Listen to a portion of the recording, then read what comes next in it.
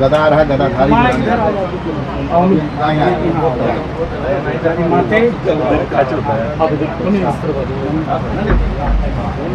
जाओ, तुम यहाँ आओ ना मेरे पास, गदा पकड़ो।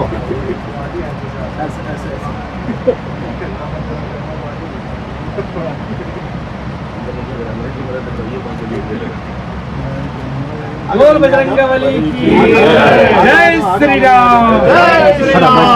रामलाल दर्शन करने आए हैं, कैसा महसूस कर रहे हैं? कितना देखिए, पिछले 2.5-3 महीने राजनीति के क्षेत्र से जुड़ा हूँ। चुनाव प्रचार की व्यस्तता काफ़ी ज़्यादा रही, पर ऐसे में क्योंकि मैं रामलला प्रभु श्री राम की प्राण प्रतिष्ठा में मुझे आने का मौका, सौभाग्य मुझे मिला था, और तभी से मेरे मन में ये इच्छा थी कि अपने पूरे परिवार के साथ यहाँ पर आऊँ, अपनी माँ के साथ, बहन के साथ, भांजे भांजी, जीजा जी, पूरे परिवार के साथ यहाँ पर आकर प्रभु श्री राम के दर्शन करें, उनका आशीर्वाद लें। कल जैसे ही चुनाव प्रचार समाप्त हुआ, पूरा परिवार हम लोग यहाँ अयोध्या आए, प्रभु श्री राम के दर्शन किए। यहाँ हनुमानगढ़ी में आके बजरंगबली जी का आशीर्वाद हम लोगों ने लिया। जितनी भी, जो कुछ भी आज हम लोग हैं, इन्हीं के आशीर्वाद से हैं, और बस ये आशीर्वाद सदैव बना रहे, इसी भाव के साथ यहाँ पर आए। क्या लगता है, इंडिया गठबंधन कह रहा है तुम्हारी सरकार बड़ी बहुमत आ रही है, मोदी जी को कहा जा रहा है? ये जिस तरीके से मेरे प्रधानमंत्री आदरणीय नरेंद्र मोदी जी ने देश में चौमुखी, और ये कहने के लिए नहीं, ईमानदारी की बात है, चौमुखी विकास उन्होंने किया है। जहां गांव में रह रही महिलाओं के सम्मान की, स्वास्थ्य की चिंता कर कर योजनाएं बनाई गई।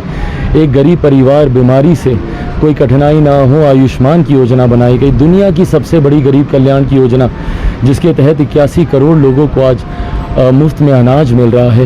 ये तमाम ऐसी योजनाएं हैं जहां पे एक गरीब परिवार को सकारात्मक तरीके से हर व्यक्ति को प्रभावित कहीं ना कहीं हुए हैं इससे।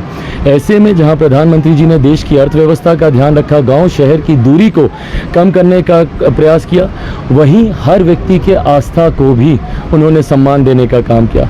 500 साल से रामलला इसी तरीके से टेंट में विराजमान थे, धूप गर्मी धूल मिट्टी आंधी तूफान बरसात बारिश में। पहली बार देश में एक प्रधानमंत्री आए जिन्होंने उनको भव्य राम मंदिर में उनकी प्राण प्रतिष्ठा करवाने का काम किया। ऐसे में करोड़ों राम भक्त का साथ क्यों नहीं मेरे प्रधानमंत्री के साथ होगा?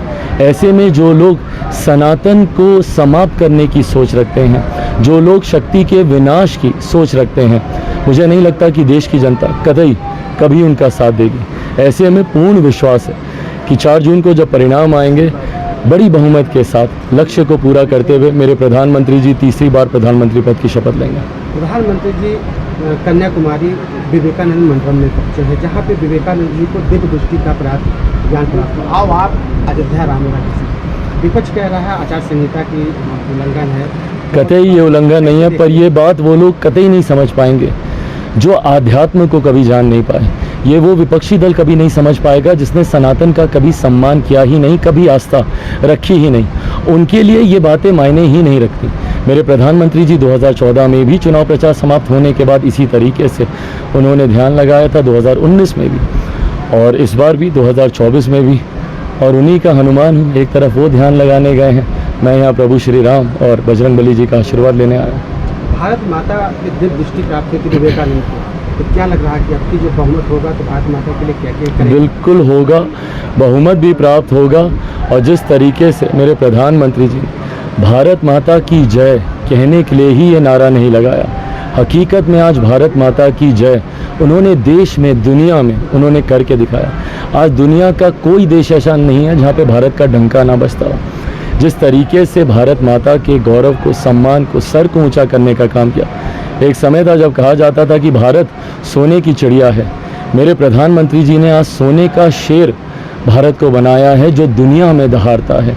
ऐसे में भगवान का आशीर्वाद मेरे प्रधानमंत्री जी के साथ है, और प्रधानमंत्री जी में वो क्षमता है देश को मजबूती से आगे लेकर जाने की। बिहार के लिए क्या करना चाह रहे हैं आप? बिहार में कई कार्य करने बाकी हैं। बिहार फर्स्ट, बिहारी फर्स्ट की सोच के साथ मैं निकला हूँ।